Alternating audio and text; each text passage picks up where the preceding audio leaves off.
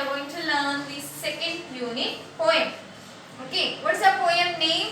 So the poem name is The Coromandel Fishers. The Coromandel Fishers. Who is the poet of the poem? So here the poetess. Okay, the poetess of the poem is Sarojini Naidu. Okay, so female are called as the poetess and the male are called as the poet. Okay, the poetess name is Sarojini Naidu. So the poem Coromandel Fishers is about the fishermen. Okay, we'll talk about the fishermen and how their lives are. Okay, so before going into the lesson, we'll learn the glossary. Look at the glossary, children. So what is the first one?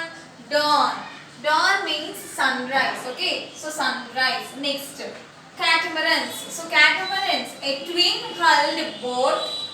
So ఏదైతే తెప్ప use చేస్తూ ఉంటారో తెప్ప అంటారు కదా తెలుగులో దాన్ని క్యాటమరన్స్ అంటారు. ఓకేనా, సో దాన్ని యూజ్ చేసి బోట్ని మూవ్ చేయడానికి ఉపయోగపడుతూ ఉండే వాటిని క్యాటమరన్స్ అంటారు. Next, capture, to take control of. Okay, capture, to take control of. Next, hasten. What is the meaning of hasten? Hurry. Next, glade, cleared space in a forest. So cleared space అంటే forest లో చెట్లు అవన్నీ ఉంటాయి కదా, అలా కాకుండా clear గా ఉండే ప్లేస్ ని గ్లేడ్ అంటారు. ఓకే, నెక్స్ట్, గ్రూవ్, ఆ స్మాల్ ఫారెస్ట్, చిన్న చిన్న ఫారెస్ట్ ని ఏమంటారు? Groove. Next, glee. Glee is also known as happiness. Glee is also known as happiness. Next, verge and edge. Verge meaning is an edge. Edges ని ఏమంటారంటే verge అంటారు. So now we'll learn the poem. Take your textbooks and open page number 34. So before going to the poem, page number 35 you can see about the poet. Yes or no? Once again look here. Page number 35. Sarojini Naidu was an Indian political leader born on February 13, 1879 in Hyderabad. So Sarojini Naidu is not only a poetess, she is also a great leader. Okay, she is also a great leader. So when she was born, Sarojini Naidu was born on February 13, 1879 in Hyderabad. Okay, India in Hyderabad in the year February 13, 1879. Okay, look the next sentence. In 1925, she was elected as the first female president of Indian National Congress. So Indian National Congress lo first female president evaru? Sarojini Naidu. Okay, Naidu died on March 2nd, 1949 at Lucknow. When she was passed away or when she was died is on March 2nd, 1949 Lucknow. Okay, ఈమె లక్నోలో చనిపోయారు అన్నమాట in the year 1949. Next, Uttar Pradesh. Okay, Sarojini Naidu as a poet belongs to an era of struggle, slavery and freedom fighting. So ఎలాంటి poems ని రచించేవారు అనే దాని గురించి ఇస్తున్నాడు. సో అప్పట్లో స్ట్రగుల్ ఎక్కువ ఉండేది కదా. So we are under the control of Britishers. Okay, Britishers కంట్రోల్లో మనం ఉండేవారు. సో వాటికి రిలేటెడ్గా ఉన్న సిచ్యువేషన్స్ని వాటి నుంచి మనం ఎలా మూవ్ అవ్వాలి ఇవన్నీ కూడా అప్పట్లో పోయమ్స్ కింద రాస్తుండేవారు అనమాట సరోజినీ నాయుడు. ఓకే, సో అప్పుడు ఉండే స్లేవరీ కానీ ఫ్రీడమ్ ఫైటింగ్ ఎలా ఉండేది అనేది ఈ యొక్క రచనలలో ఉంటుంది. Okay, though the poem Coromandel Fishers is about fishermen, it is metaphorically reflects the poet's desire for free India and thus she encourages the people of nation to hasten their struggle. So ఈ poem అనేది మనకి maximum fishermens గురించి మాట్లాడుతున్నట్టు ఉంటుంది, కానీ దాన్ని డీప్గా observe చేస్తే ఏముంటుంది?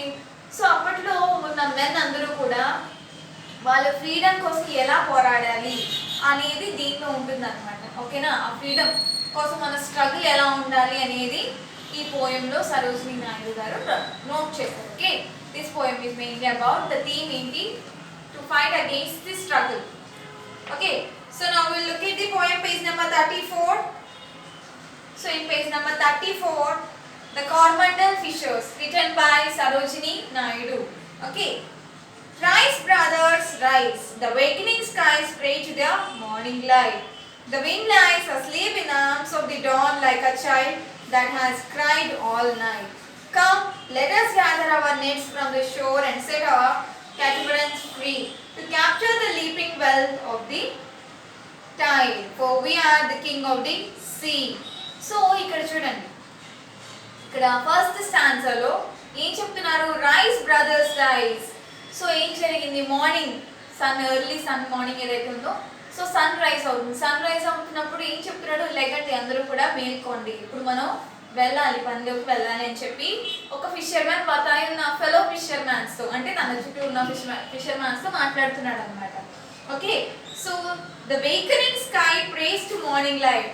సో స్కై ఏదైతే ఉందో, ఏదైతే లెగుస్తుందో అది సూర్యుడి కిరణాలు ఉంటాయి కదా, లైట్, ఆ లైట్కి ప్రేర్ చేసుకుంటుంది. మీరందరూ కూడా టైం అయింది లెగండి అని చెప్పి చెప్తున్నాడు అనమాట. Next, the wind lies asleep in the arms of dawn like a child that has cried all the night. So గాలి కూడా ఏ విధంగా వస్తుందంట? సో సన్ రైజ్ టైంలో గాలి కూడా it is coming like a child that cried all night. So రాత్రంతా కూడా ఏడుస్తూ ఉన్న పాప ఎలా అయితే ఉంటుందో, సో మార్నింగ్ టైంలో ఆ విధంగా చల్లగా గాలి అనేది, లేదంటే అలా గాలి అనేది వీస్తుంది అని చెప్పి చెప్తున్నారు. Come let us gather our nets from the shore. So రండి, మనం మన యొక్క వలలు తీసుకుని వెళ్ళాలి, మన ప్రయాణానికి వెళ్ళాలి అని చెప్పి చెప్తున్నాడు. Set of catamarans free. So catamarans ఏవైతే ఉన్నాయో, క్యాటమరన్స్ అన్నీ కూడా తీసుకోండి అని చెప్పి చెప్తున్నాడు అనమాట. To capture the leaping wealth of the tide, for we are the kings of the sea.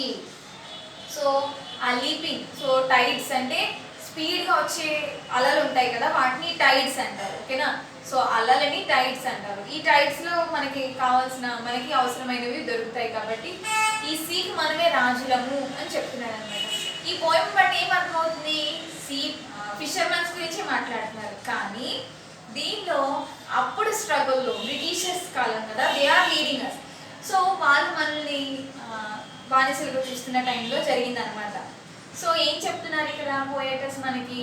So మనందరం అప్పుడు సిచ్యువేషన్లో ఉన్న వాళ్ళందరినీ కూడా మేల్కోమంటున్నారు. ఓకేనా, సో ఆ రాజ్యం మనది.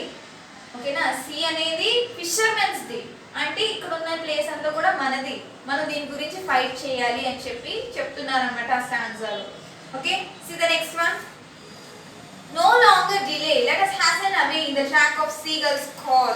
The sea is our mother, the cloud is our brother, the waves are our comrades all. What thought we tossed at the fall of the sun, where the hand of the sea god drives. He who holds the storm by the hair, will hide its our breast, our drives. So ఇక్కడ చూడండి, ఇంకా delay చేయొద్దు, no longer delay, ఇంకా ఆలస్యం చేయకుండా మనం మన పనిలోకి దిగుదామని చెప్పి పిలుస్తున్నాడు అనమాట. ఓకే, సో మనకు కావాల్సిన సీగల్స్ అంటే అలల్లో ఉన్న మనకి ఏవైతే కావాల్సినాయో అవన్నీ పిలుస్తున్నాయి, రండి అని చెప్పి అంటున్నాడు అనమాట. సీ అనేది మన మదర్, అలాగే clouds are our brother and the waves are our comrades. So మనల్ని సపోర్ట్ చేయడానికి సీ అనేది మన తల్లి, మనకి హెల్ప్ చేస్తుంది, అలాగే ఈ క్లౌడ్స్ అన్నీ కూడా మనకి సపోర్ట్ చేస్తాయి అని చెప్పి మాట్లాడుతున్నారు అనమాట. What though we toss of all fallen of the sun where hand of sea god drives. So ఏదైతే జరుగుతుందో అదంతా కూడా సీ గాడ్ మన కోసం పంపిస్తున్నారు అని చెప్పి మాట్లాడుతున్నారు. ఓకే, సో ఈ స్టాండ్స్ నుంచి ఏం నేర్చుకోవాలంటే, పోయట్ ఏం ఎక్స్ప్లెయిన్ చేయాలనుకుంటున్నాడంటే, సో ఇప్పుడు టైం ఇదే, మనం పోరాల్సిన సమయం అని చెప్పి ఎక్స్ప్లెయిన్ చేస్తున్నారు అనమాట అప్పుడు ఫైటర్స్కి. ఓకే, అందరూ కూడా ఇప్పుడు ఇదే సమయం, మనకు అన్ని సపోర్ట్ చేస్తాయి మనం ముందుకు వెళ్తున్నప్పుడు అని చెప్పి ఎక్స్ప్లెయిన్ చేస్తున్నారు. See the last stanza. Sweet is the shade of coconut blade and the scent of the mango brew, and sweet are the sands of the full of moon with the sound of voices we love. But sweeter, oh brothers, the kiss of spray and the dance of wild foam's glee. Row brothers, row to the edge of verge where the low sky meets with the sea. So పక్కనున్న fellow ఫిషర్మెన్స్కి చెప్తున్నాడు అనమాట, sweet is the shade of coconut blade. So coconut tree దగ్గర, లేదంటే coconut ఏదైతే ఉందో space, okay, క్లియర్గా ఉన్న beach దగ్గర స్పేసెస్ ఎలా ఉంటాయి? క్లియర్గా ఉంటాయి కదా. ఆ ప్లేస్ దగ్గర ఏం చెప్తున్నాడు? సో ఆ మ్యాంగోస్ యొక్క స్మెల్ కానీ, లేదు అంటే ఈ క్లియర్గా ఉన్న కోకోనట్ షేడ్ కానీ, ఇదంతా కూడా చాలా హ్యాపీనెస్ ఇస్తుంది మనకి. అలాగే sweets and sands of the full o the moon with the sound of voices we love. So moons అన్ని కూడా సౌండ్స్ చేస్తున్నాయంటే, ఏం సౌండ్ చేస్తుంది? We love. But sweeter, O brothers, the kisses the spray and the dance of the wild foams glee. So moon ఏమని అరుస్తుందంట, we love అని అరుస్తుందంట. Next so ఇవన్నీ అక్కడ ఉన్న మట్టి కానీ లేదు అంటే అలలు కానీ ఇవన్నీ కూడా చక్కగా హ్యాపీగా వీటిని వచ్చి కిస్ చేస్తున్నట్టుగా అనిపిస్తుంది అనమాట. వాళ్ళందరూ హ్యాపీగా ఫీల్ అవుతున్నారు. Okay, wild foams glee, row brothers row to the edge of the verge. So edge వైపుగా వెళ్ళమని చెప్తున్నాడు అనమాట, బోట్ని మూవ్ చేయమని చెప్తున్నాడు. Okay, where the low sky meets with the sea. So sky meets low with the sea అంటే అక్కడ వరకు వెళ్ళమంటున్నాడు అనమాట. సీ ఎడ్జెస్ వరకు వెళ్ళినప్పుడు స్కై మీట్స్ అంటే మీరు అబ్జర్వ్ చేస్తే మనకి స్కై అండ్ సీ కలిసినట్టు కనిపిస్తుంది కదా, అలాంటి ప్లేసెస్ వరకు కూడా దగ్గర వరకు వెళ్ళి అక్కడ ఉన్న నిధులను మనం కలెక్ట్ చేసుకోవాలి, ఫిషెస్ని మనం కలెక్ట్ చేసుకోవాలని చెప్పి అంటున్నారు అనమాట. మనం సాధించాల్సింది అది అని. ఓకే, సో ఇప్పుడు మనం అప్పుడు ఫ్రీడమ్ స్ట్రగుల్లో ఉన్న పర్సన్స్ అందరినీ కూడా ఇవి ఏం చేస్తున్నారు, మోటివేట్ చేస్తున్నారు అనమాట పోయం ద్వారా. ఓకేనా, సో ఇదే రైట్ టైం, మనం అందరూ పోరాడి మన స్వాతంత్రాన్ని మనం సంపాదించుకోవాలి, ఇది మన రాజ్యం అని చెప్పి ఆవిడ ఏం చేస్తున్నారు, వాళ్ళని మోటివేట్ చేస్తున్నారు.